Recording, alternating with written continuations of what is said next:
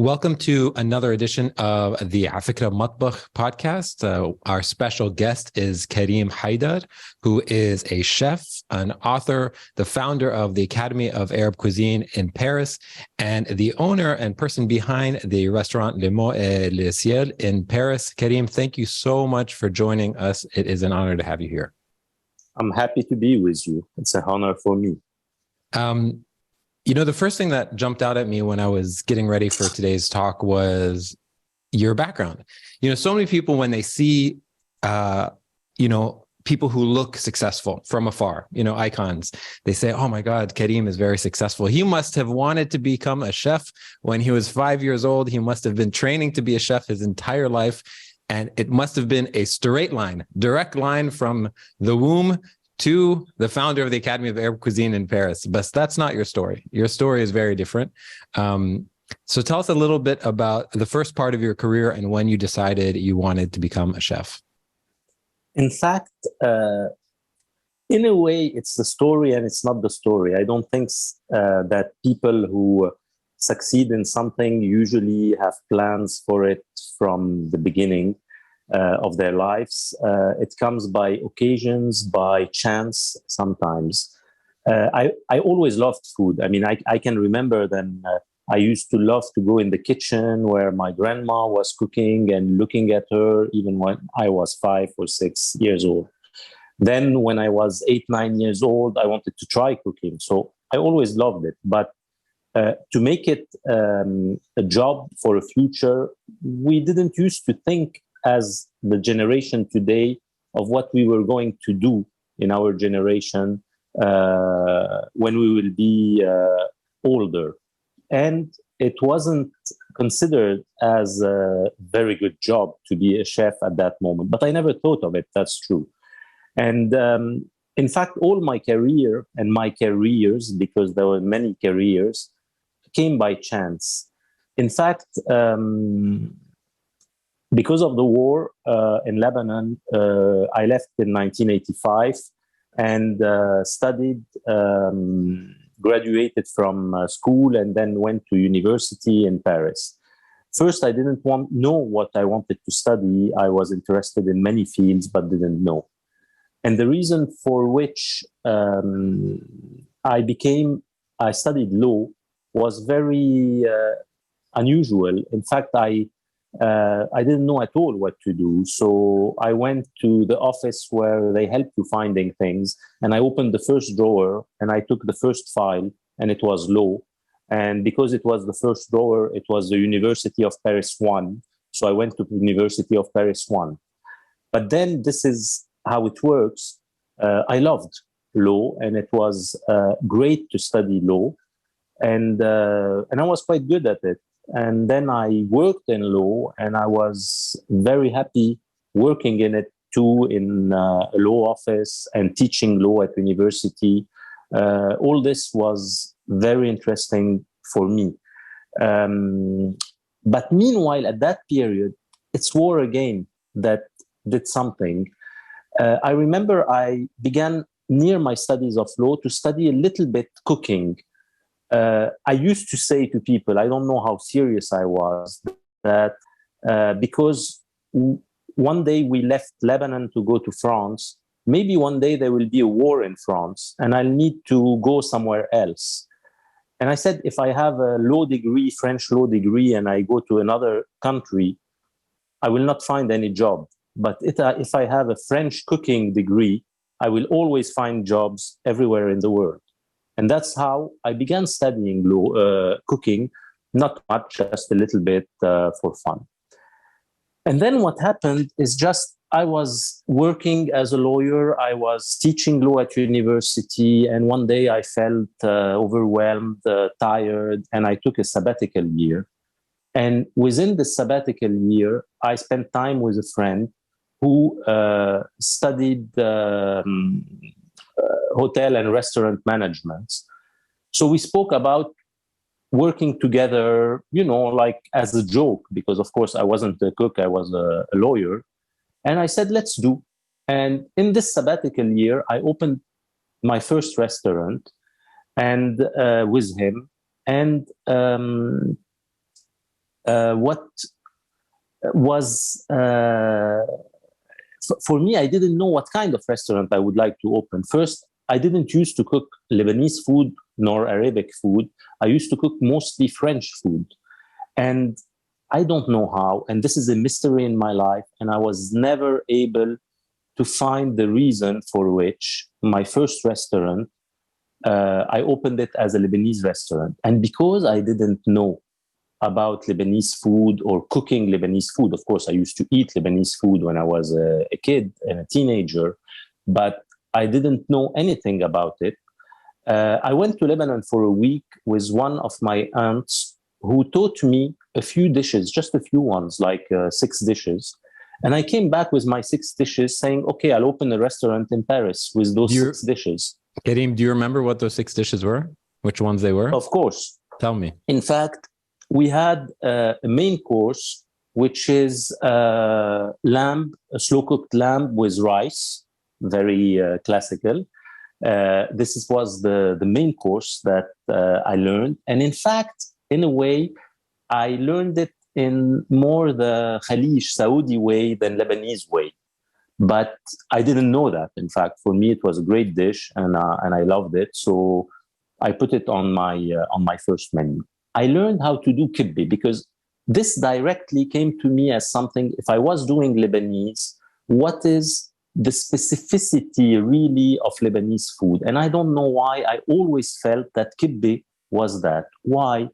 Because, you know, when I was a kid, we used to eat only those meat kibbeh, stuffed balls, or sometimes the kibbeh بالصينية, the plate that goes in the oven with kibbeh, and only these. But I remembered that one day at my grandma's, we ate the grilled kibbeh with fat inside, and I found it great, and I ate it only once when I was a kid. Then when I was in Paris, you know, like all Lebanese students everywhere in the world, our parents used to send us frozen kibbeh. And one day my aunt, the one after I went to study from cooking, sent me pumpkin kibbeh. And it was the first time I tasted that. And it was more than 20 years. I was more than 20 years old when I tasted it. So when I wanted to open a Lebanese restaurant, I said, in fact, there is something incredible in the kibbeh. I know different kinds of kibbeh that were never served. This is why she taught me the different kinds of kibbeh. So, of course, the classical meat one, but the fat stuffed grilled one, the pumpkin one. And then I learned how to do a fattoush her way. Because fattoush, now I know, is a salad that it's made differently in every village, in every house in Lebanon, because it's a salad of the garden, finally, with some bread, toasted bread, and sumac, of course, but it's anything you can put in it. And it was her fattoush. I learned it, and I was happy to do it. Then I learned to kind of soup, lentil soup with tomato, very easy to do. You just put lentils, tomato juice, and it's done.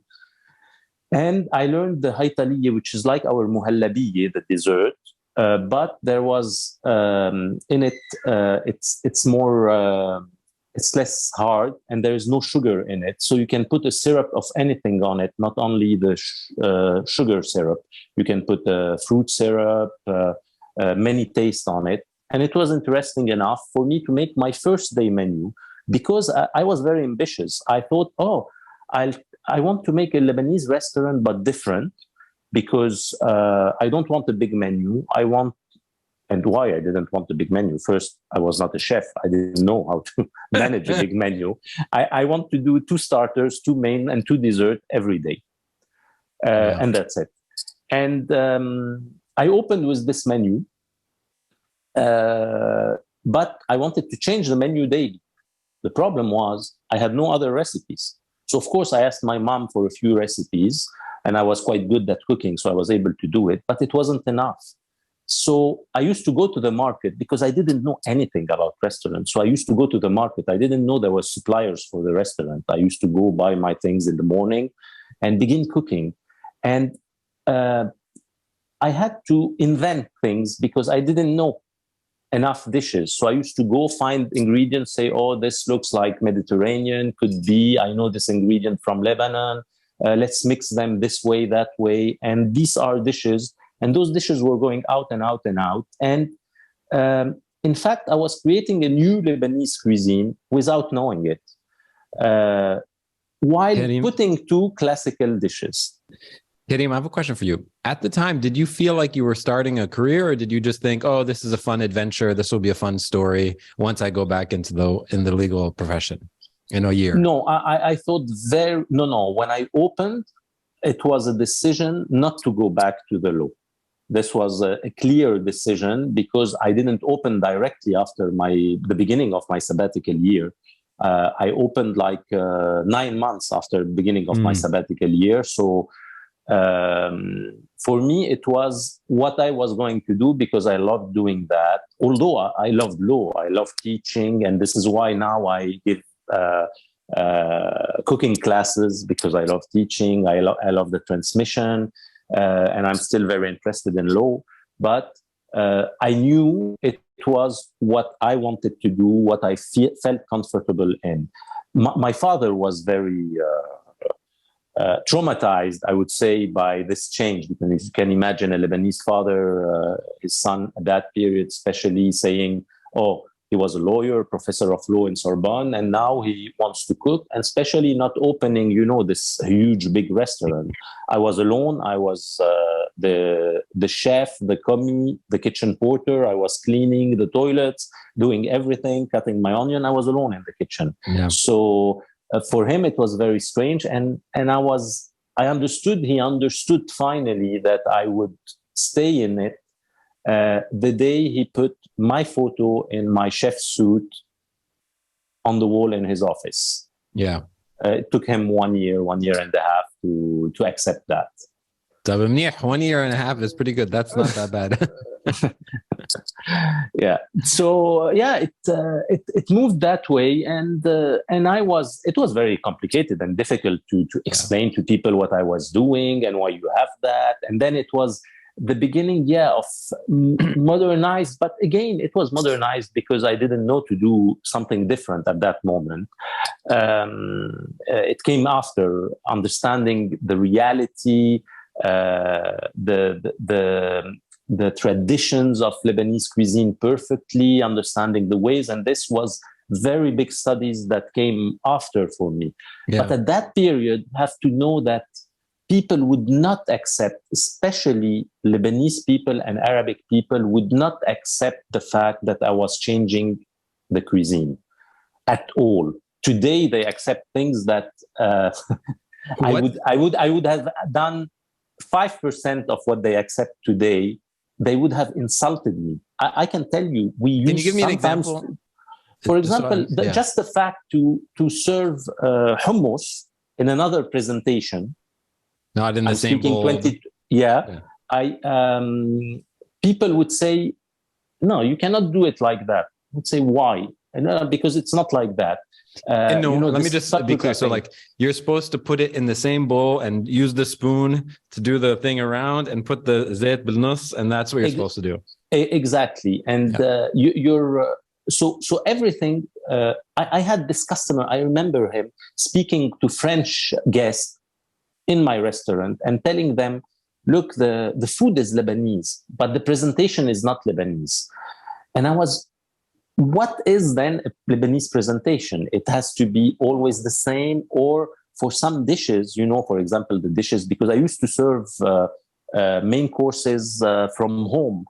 How should it be? I mean, I'm not obliged to put it like we put it at home, like 1 spoon of rice and 1 spoon of the yakhni, and this is it. I can organize it a little bit, and I can arrange it a little bit, I can change a little bit the taste. Anything I would add or change was considered as totally crazy. And all my customers at that moment, and this is very important for the future and the present of Lebanese and Arabic food in general, the only customer who used to come to my place were French people, and the Lebanese didn't come to they came the first time, they tasted and they left. They never came again after 2-3 years and the success. After the success, they came. But at the beginning, they were, what is that? And the French people were interested because They didn't know our cuisine. They were tasting and saying, oh, but this is good. So I want to come and eat in it. And so this is how it moved. But of course, it was very difficult. First, it was my first restaurant. I didn't know anything about this business. I didn't know how to cook in a restaurant, to buy stuff, to do. It was exhausting. But it was, I think, the most beautiful moments in cooking that I had with the moments I have today. It's like if in between I had 15 or 20 years where I did something else because I moved, opening big restaurants, making consultancy, caterings, etc.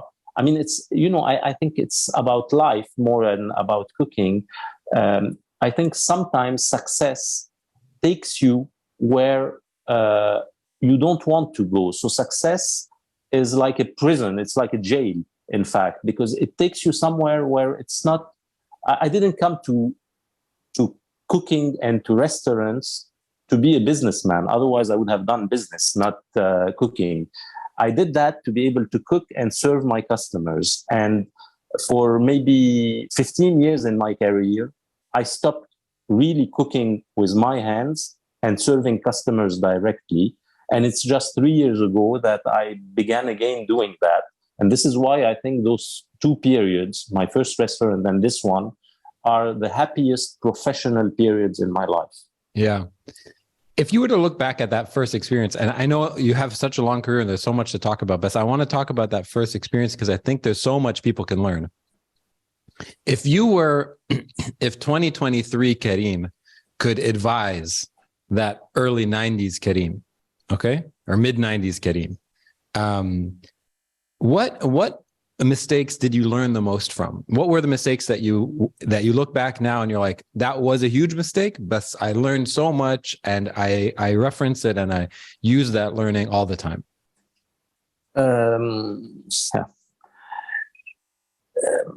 How would I say that? In fact, I did, of course, many mistakes in my careers, but I think the mistakes I did brought me where I am today. So somehow they're great mistakes.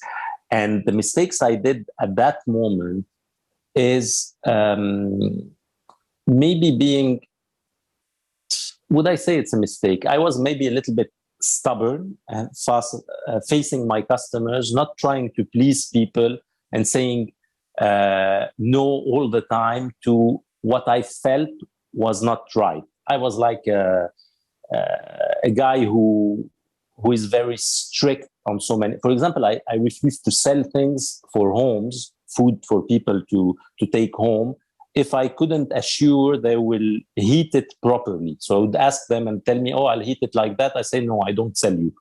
Things like that. And then now I learn. Now I always say to people, for it to be good, it has to be like that. And I still have that. For example, if someone tells me I want to take falafel in Paris and I want to take them and eat them tomorrow, I tell him, frankly, I don't advise you. But if you really want, take it. It won't be good, but if you want, take it. Before I would say, no way, I will not sell you that. But I think the biggest mistake I thought is a second part about food. I mean, what I began building at that moment is what got me here and what got me into success and everything. So I think it was something really good. But the big mistake I always did all my life long was not to take care enough in this kind of business of the economics of the business. It was all about passion. So I want to do that, I'll do it. Oh, it costs very much to do this dish, but I really want to sell it. So I get my margin lower so I can sell it to customer. They can be happy, etc. And this is a mistake in business. It's not a mistake about cooking, of course. It's about passion. My father always tells me that my biggest mistake in life is to be too passionate about things and too much giving. And I answer him that this is the way they educated me. But I think somehow in a business way, it's a mistake. And it did me it harmed me very much because I'm an emotional person. I take my decisions from my heart, from how I feel, and I don't always think of the consequences. This is why, for example, I had very big bankruptcies in my life because I was always running, excited by projects and things like that, and maybe not concentrated enough on the job. I feel, being passionate about something for me is not doing only that thing, because where you get the ideas, even in cooking, in creating new recipes, in doing things differently, is in the daily life. If you don't have a life, if you're just working in your job, you will not advance. You will stay at the same level, and you will not know what's happening in the world. So for me, it's in a way good and bad. You shouldn't be too much everywhere, but you have to look outside. Yeah. And so these are, maybe the mistakes that were done. But the biggest mistake, in fact, but I would not change it because otherwise I wouldn't be here today, was to open that place, not having spent one day in my life in somebody else's kitchen, in a kitchen of a restaurant, not knowing more than 6 recipes. The first night I worked, I served 30 people, and there were guests because it was my opening day. I remember it was the 1st of June, 1999. And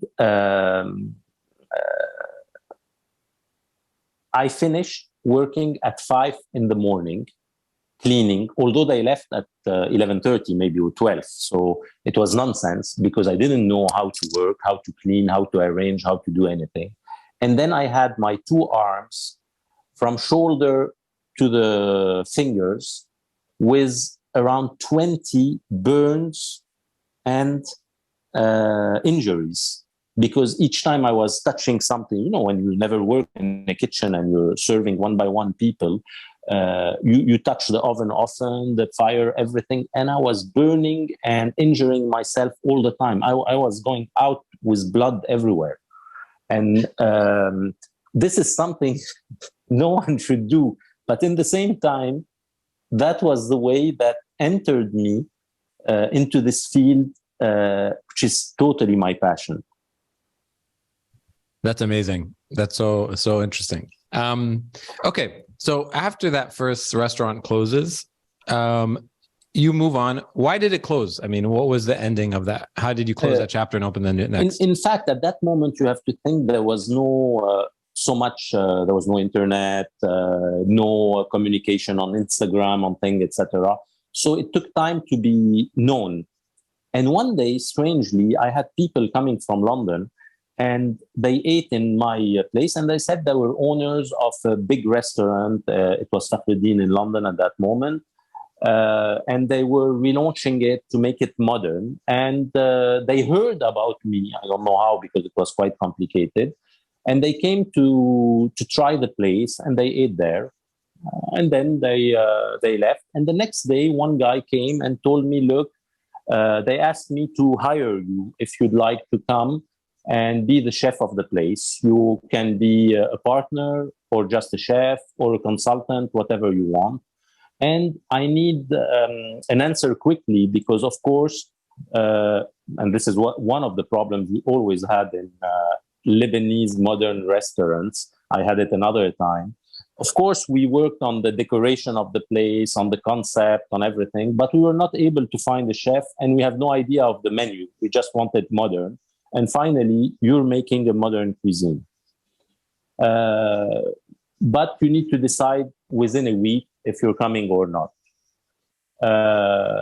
Because we need to open in 2 months or 3 months, something like that. My wife at the moment was pregnant and was going to deliver 10 days after, my second child. And I said, okay, give me 1 hour, don't give me 1 week.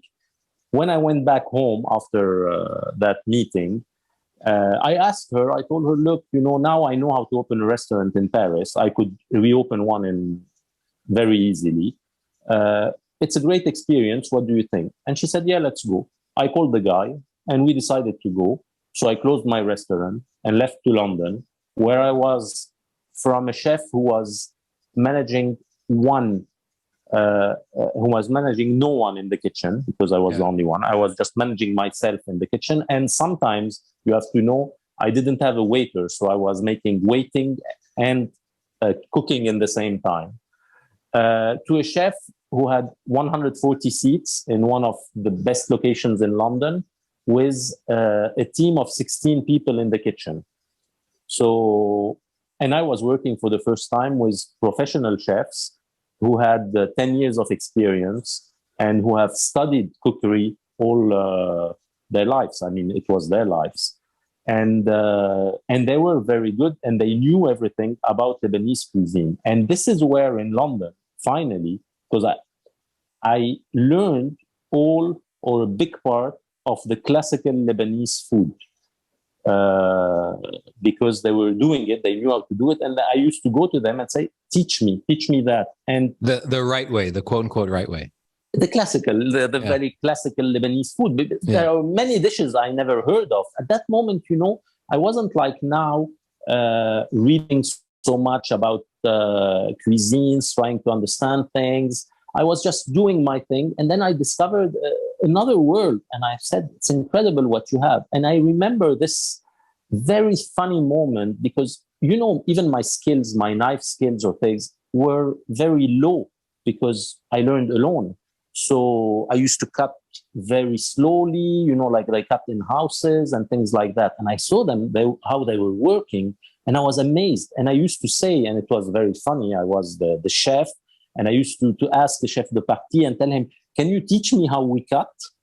And he would take my hand and help me cutting to show me how to cut with a knife or do so many things. Karim, can I ask you a question? This is an ignorant question, but is there a Arab or Lebanese or regional way to do these technical skills that's different than like the French way or the European way, or maybe the Japanese or different parts of the world? Like if you see a chef in the kitchen and he's cutting a tomato, can you immediately say that guy learned here?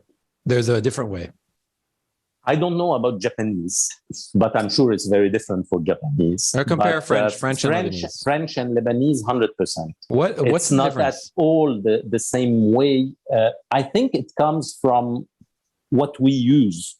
One of the examples I would have is the parsley, the classical parsley. If you give a French chef a bunch of parsley, he begins cutting from the side of the leaves. How do you call it? الورقة. The skin, the paper. No. لا, ورقة البقدونس. The leaves, exactly. Yeah. He begins cutting from the leaves. If you give it to a Lebanese chef, he turns the bunch of parsley, take off the stems, and begin cutting from the side of the stems. And the reason of this, I think, is no one in France would cut the quantity of parsley that we cut in Lebanon, obviously. Yeah. So it's not at all the same way of working. And then it's the same a little bit with the tomato, obviously, because you give a tomato to a French chef, automatically, if he wants to use it in anything, he would take off the skin and take off the seeds.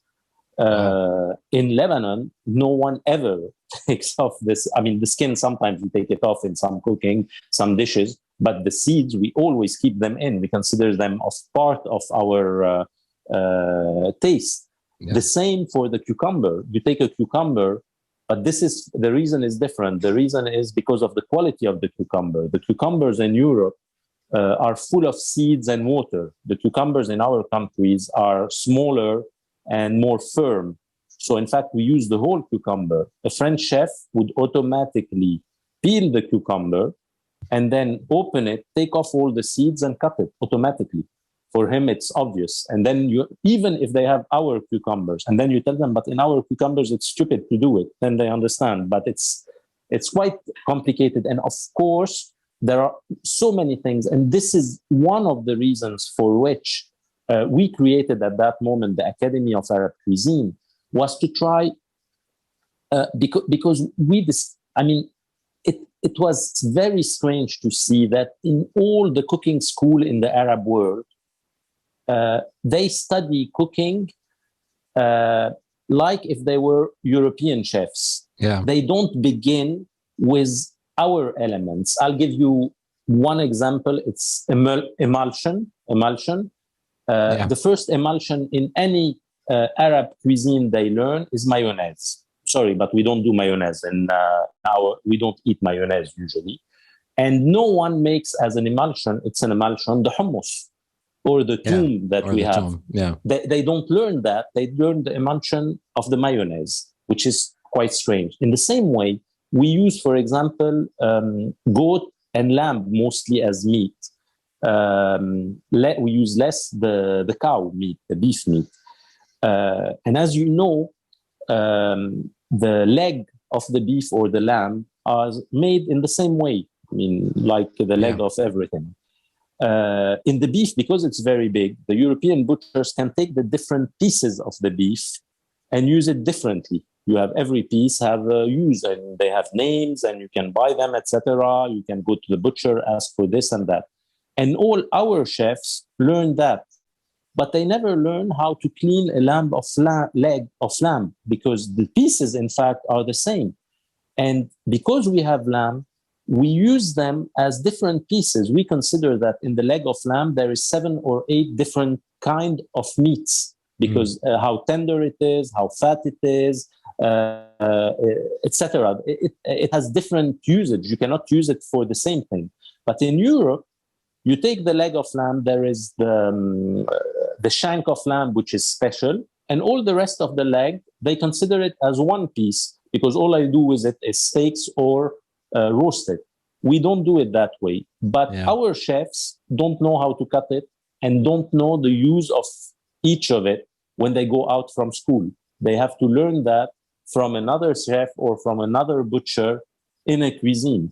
And this is what we wanted to do, and what we're still, because the academy that we created, it was very difficult to move it forward. And now I'm very happy, because there is another organization that a great Palestinian chef is putting on, which is called the Arab Cuisine Forum, which hopefully will be able to do what we didn't really succeed doing in the academy, but having the same goals. So I'm trying to help them doing that. And we had our first exhibit in the Abu Dhabi food exhibition, the first Abu Dhabi food exhibition, which was held in December this year, last year, months ago. And so I think this is part of the thing, is to change, because one of the reasons I think that the Arabic cuisine in general and the Lebanese cuisine does not evolve properly, it's because we lack of talents who can do that. Because when they study the cuisine in the Arab world too, the chef study the European cuisine, and the Arabic cuisine is considered like a lower quality cuisine. So of course, the best people in those schools will move to Asian or European cuisines, and they will have even Michelin stars with that. But they will never try to make high-end Arabic food or Lebanese cuisine. There's just a few ones who do that. The others, they don't try to do that, because in their school, there is no respect for our cuisines. And the reason for which, and this is very important, the reason for which there is no respect is because we don't show respect to our own cuisines. One of the chefs in the forum said something very important: to make people like our cuisine, we have first to like our cuisine. And it's the same for respect. We have to respect our cuisine and to respect what we are doing, and all those incredible techniques, very long working things that we don't really respect, because usually it comes, it's the cuisine of our mothers. And okay, our mothers prepare dishes and we're very happy. Oh, I'm going to eat the best wara anab, I'm going to eat the better. And it's a huge preparation, and we eat in 5 minutes what they did, and we leave half of it.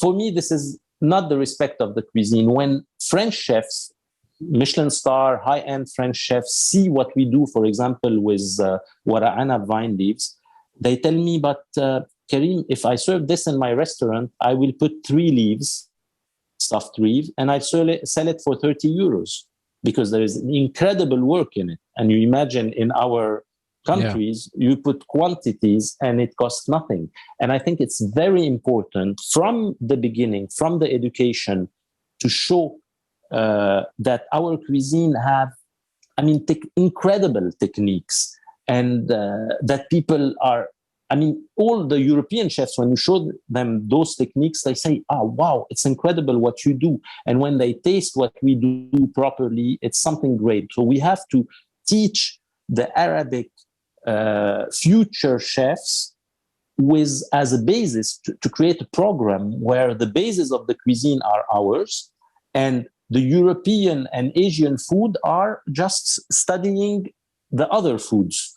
And it's very important to study them all, but it's the other food. We have to use our ingredients and our techniques as the beginning of the studying. And the second thing is to make people understand that our cuisine is not lower quality or less interesting than other cuisines. It's very complicated. We had that, for example, in Fakhreldine, London, when we did this great restaurant, beautiful restaurant, the level of any high-end restaurant. Finally, we were ranked like one of the 100 best restaurants in the United Kingdom. So we did an amazing job. But all the Arabs, the Lebanese, would go there and say, but it's expensive. And we tell them, but if you go to that restaurant, to another restaurant, like you go to the best Chinese restaurant in London, we are the best Lebanese. You go to the best Chinese, it's 3 times more expensive. You go to the best Japanese, it's 5 times more expensive. Why do you say we are expensive? Say, yeah, but you're Lebanese, you're not supposed to be expensive. But the language is the language of the Lebanese and Arabs. This language is never the language of the British people. For them, they're going for an experience. They don't care if it's Lebanese or Chinese or Japanese. They're ready to pay a certain amount for it because they respect the cuisine. So I think it's very important that those two things goes together, respecting our cuisines in the house, understanding that you can have fun with Arabic and Lebanese cuisine, you can have great experience, but to be able to understand that, some people should offer this incredible experience that you can have. And those people, to be able to offer it, they need to love their cuisine. They need to study perfectly their cuisine and to be able to move it forward. Yeah. What happened to me in a way by chance is what should be able to happen to every future chef if one day we're able to change the programs of how people would study our cuisines. Because today, when we speak to restaurant owners, say, yeah, there's so many restaurant owners who come to me and tell me, hey, Karim, we want to do something different, but we find no one.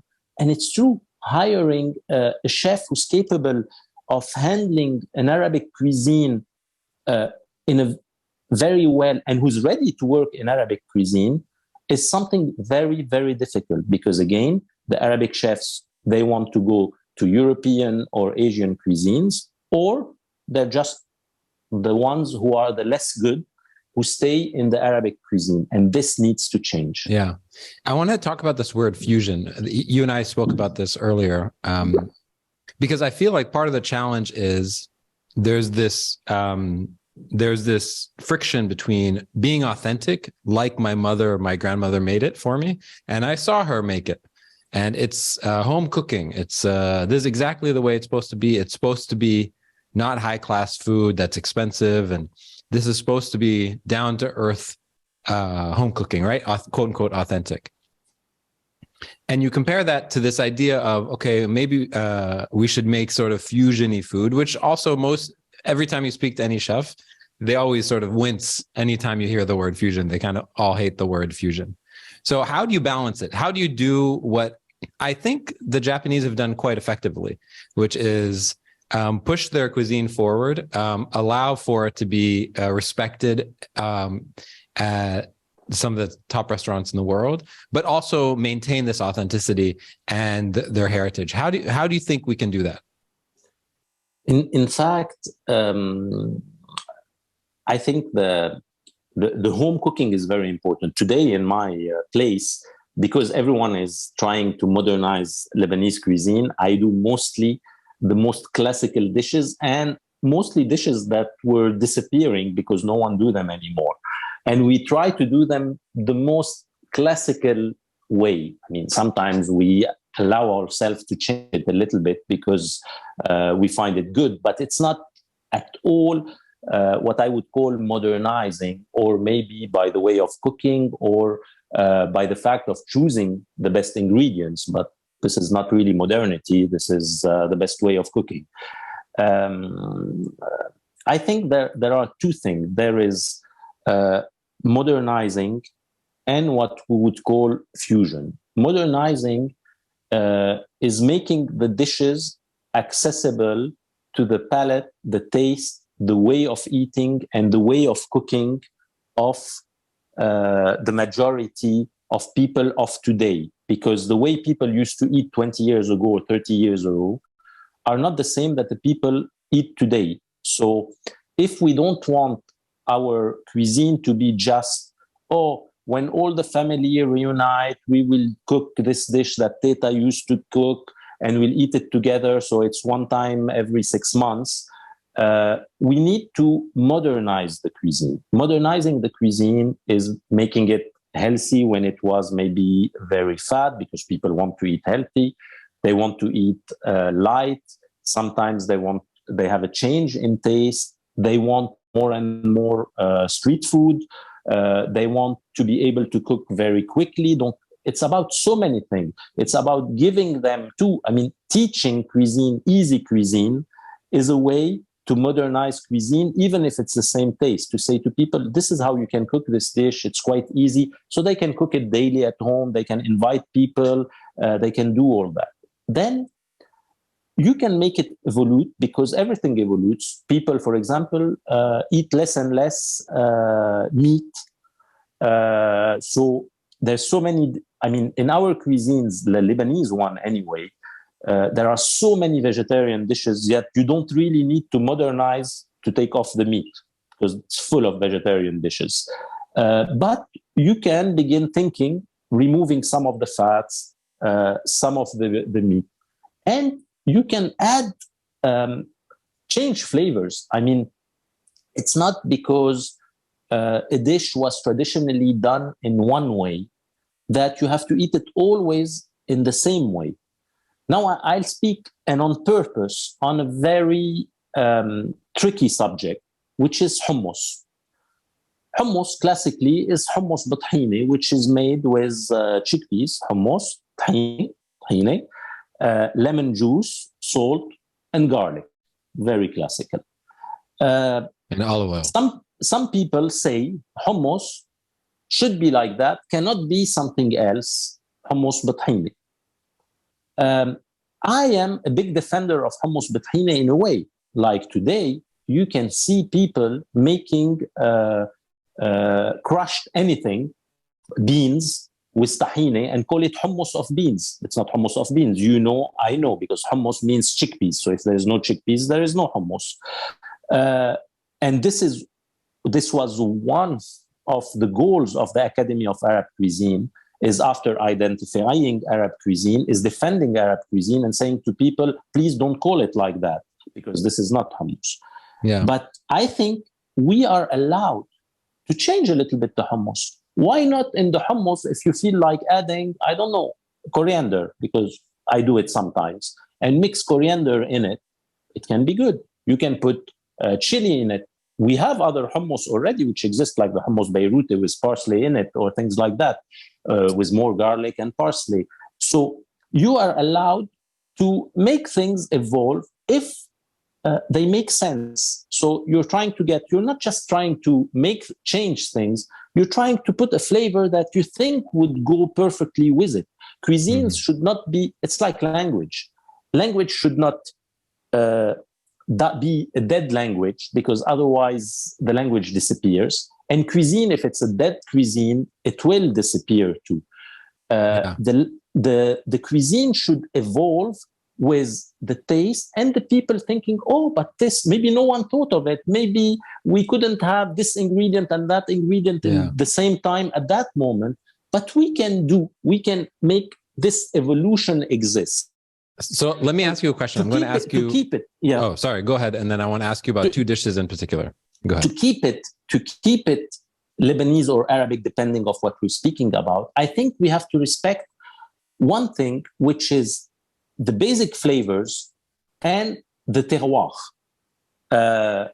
Means if you do, and many people do that, I'm always surprised by all those people doing salmon as the Lebanese cuisine. I mean, we don't have salmon in our sea, nor in our rivers, nor anything. So I feel it's strange, it's useless, it's not modernizing. It can be something else. We can come to it after. But it's not modernizing. Modernizing is just changing a little bit to adapt it and to make people be happier eating it, sharing it to others, and making evolve. I mean, our cuisines should be not like they are today. For example, in Paris today, you have 400 Lebanese snacks and restaurants, but 390 of them are totally unknown, are like a small snack that people eat in, and I think they are disappearing slowly and slowly. And this is our cuisines. It's a shame. I mean, we have so much richness that we could have only great places, and many people are now coming, making our food without the name of our food because we don't protect it. So they say, oh, this is a dish coming from there and there and there, which is wrong. It comes from us, but they're using it and they're succeeding in it because they are modernizing it.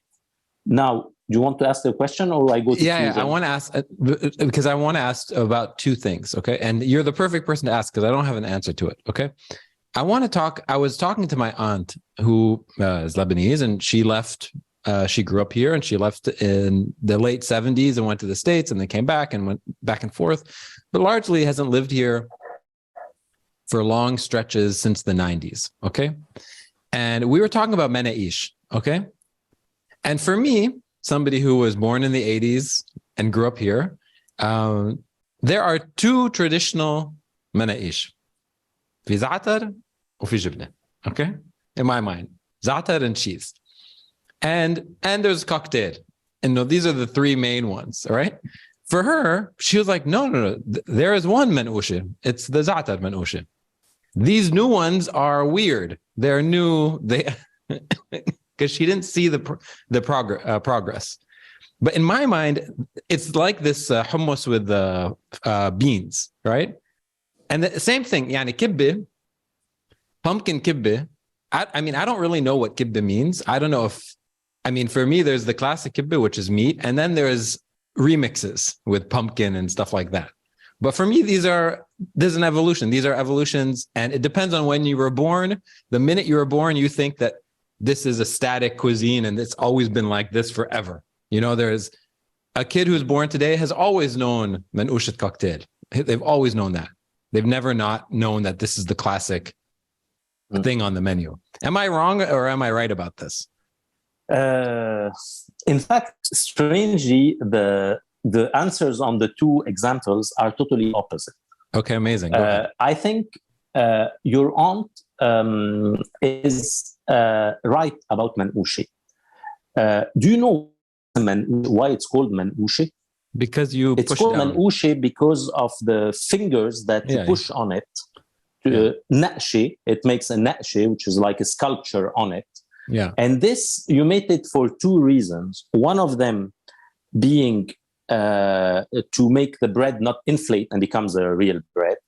And the second, to make the za'atar and the oil gets perfectly inside it and to stay on it. Which you don't do for lahm bajin, for example. Exactly. Yeah. Exactly. And you do another dough for lahm bajin. So in fact, and the za'atar was the base, of course, of the manoushi. Now, what time did the jibne come? I don't know. But it came a long time ago. Of course, me too. I always knew the jibne when I was a kid. I used to go to school, and it was in the beginning of the 80s, and I used to go for lunch and eat the manouche za'atar and the manouche jibne. And I think it was there for tens of years at least. Yeah. But the evolution from sure comes from the za'atar to the jibne. The other kinds, of course, are inventions that are coming slowly. And why not? I mean, I have nothing against it, and I find it great. And personally, sometimes we do a manouche with muhammara or with kishk. The manouche kishk is something great.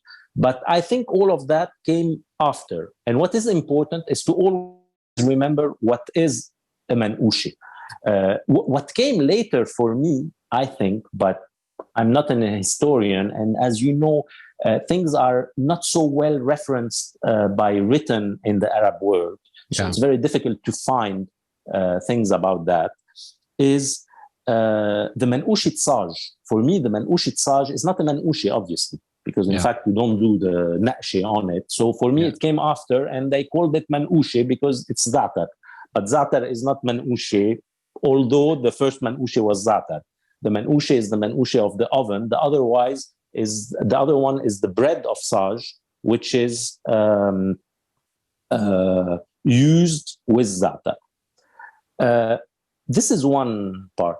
Now, of course, what I hate, and I need to tell it, is people, this is about loving, respecting our food. The Italians, if you go to any Italian restaurant, Italian shop, the food is written in Italian names. Now we all know what is arrabbiata, we all know what's a penne, we all know what's margherita, Roma, etc. Everyone knows. We agree on that. Yeah. We don't respect enough our food. We are afraid to say manouche. Today in Paris, for me, I feel that the worst thing in life, I usually never speak publicly about something like that, but this time I'll do. They opened the place called Firin. Perfect. Love it. Lebanese pizzeria. So they do manouche, they call it a Lebanese pizza. And it's a Lebanese pizzeria. Why pizzeria? So we are doing something, we are degrading our food by doing that. And then slowly, we change it differently by saying, okay, and we'll put on it cheese and ham. In fact, you're doing a pizza, just you're using the dough of the manouche. This is when they know what is a dough of a manouche. The dough of a manouche is not the dough of a pizza. It's two totally different doughs. And this is the base of it. We need to respect each item and each name. Otherwise, we won't know what we're eating. And in fact, our traditions, of food, which are our roots finally, would disappear. Because if you eat just this total international food, which is a mix between manouche, pizza, and a naan bread, and you don't know what you're eating, I mean, all the history, all the richness we have in the world will disappear and become three kinds of food that everyone would eat.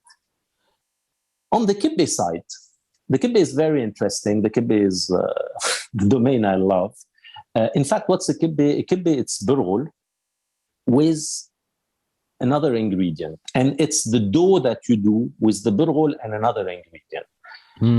Of course, we always knew as a kids this meat kibbeh. The pumpkin kibbeh, I don't know if it appeared after the meat or before. I think it appeared after, but if we speak after, we're speaking the 15th century. So it's not new at all. Yeah.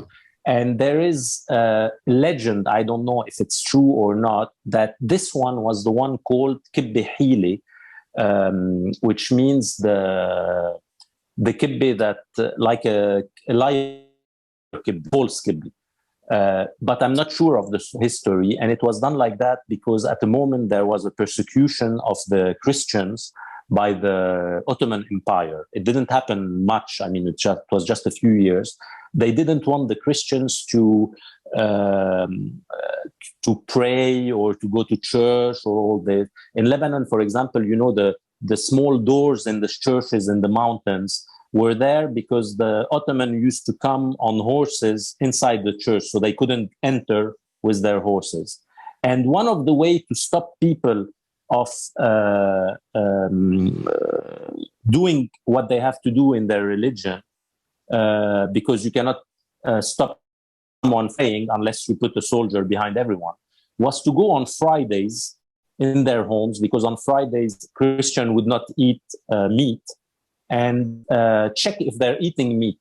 So the legend said that what a waste of time. they invented the kibbeh of pumpkin to say, look, we're eating kibbeh, we're eating meat, so we're not Christians anymore. So they could lie to the Ottomans and make it. I mean, if it's true, it was great to do that because this is one of the most amazing kibbehs that exist. And then we have other kinds of kibbeh which are not stuffed, which are like that. You have the kibbeh ta'adas, so lentils and burghul. And I don't think at all it's something recent. Or the kibbeh banadura. So it's raw tomato with burghul crushed like a kibbeh nayi, raw kibbeh, but it's with tomato. So it's again vegetarian, like the hadas, and it's amazing tastes. And it's disappearing because no one continues on it. So I think the kibbeh of meat is not so much the most classical one, but there is something to know about the meat kibbeh, which is very important, because the kibbeh is, for me, the real base of the Lebanese food. In the kibbeh, you have burghul and meat, so in the meat kibbeh. But the proportions used to depend on how wealthy you were, because the meat is expensive and the burghul is very cheap.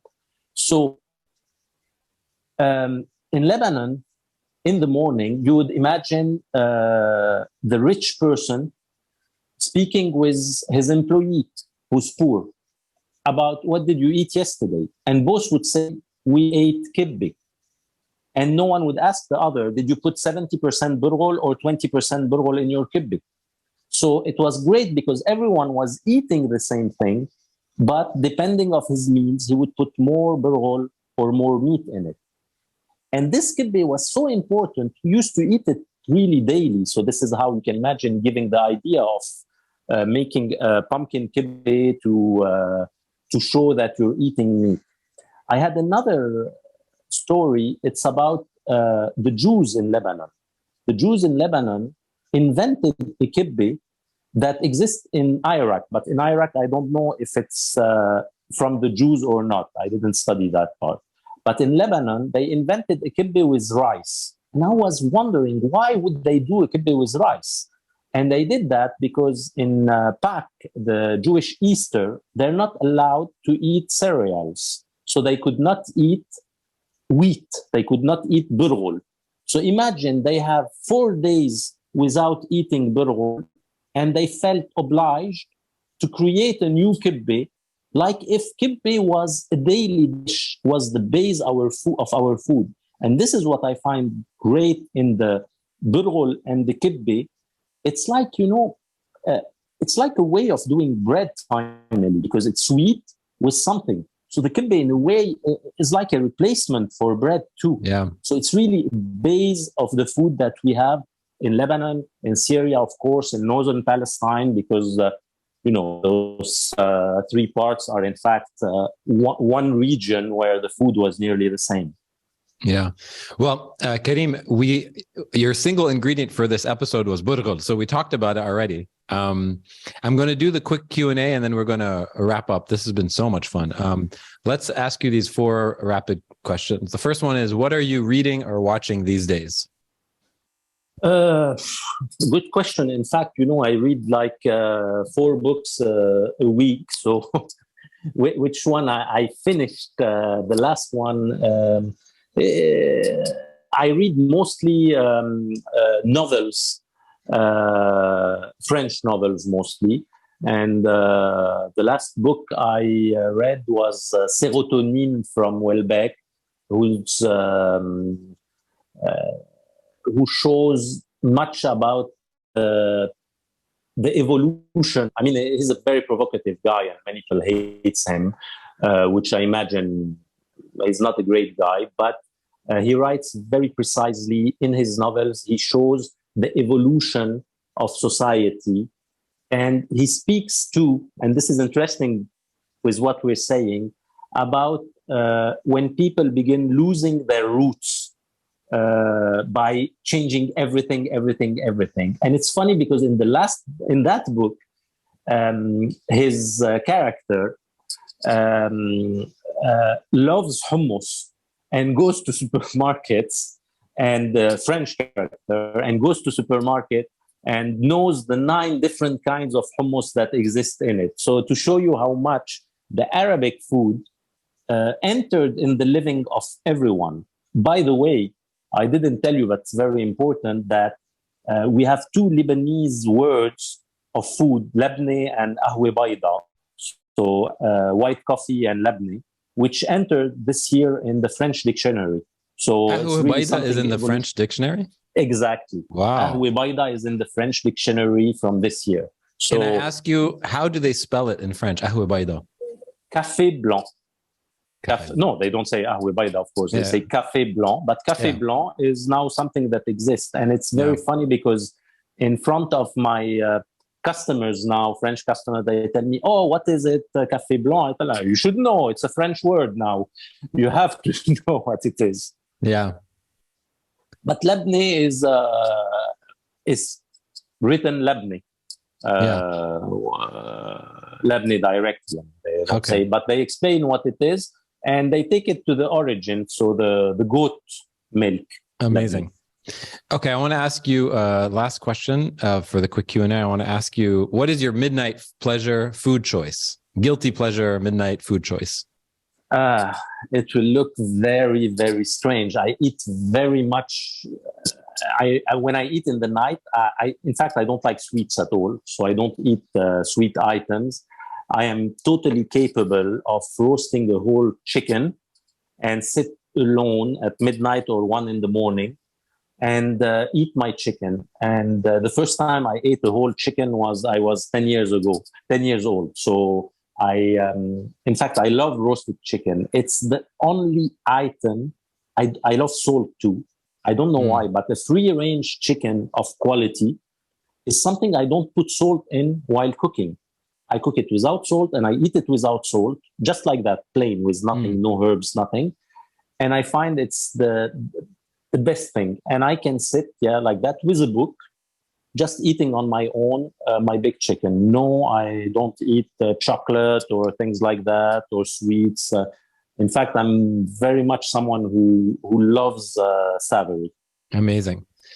Okay, before we close off, I definitely want to reference some of the books that you've published. One of them, which is absolutely essential for anyone, is a book that you published with André Malouf, which I think, reflecting on this book now, before we wrap up, are there other books that you think that somebody who's very interested in this cuisine should go? If somebody's trying to start a library, trying to inform themselves, what are some of the books that you think, in addition to your book, obviously, that you think can tell some of the history? So first, this book was translated into many languages: English, Turkish, Spanish, Italian. The French version is not available anymore.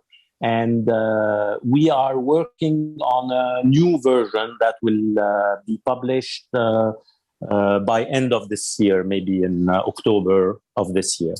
The other books, I have other books of Lebanese cuisine too, but the other book, I feel always that the books of Barbara Mas'ad, if it's Moune or Manouche, or her new book that I didn't read yet, I don't have it yet, but I feel it's always interesting because more than recipes, recipes. I mean, those books that I have are books of recipes, pure recipes.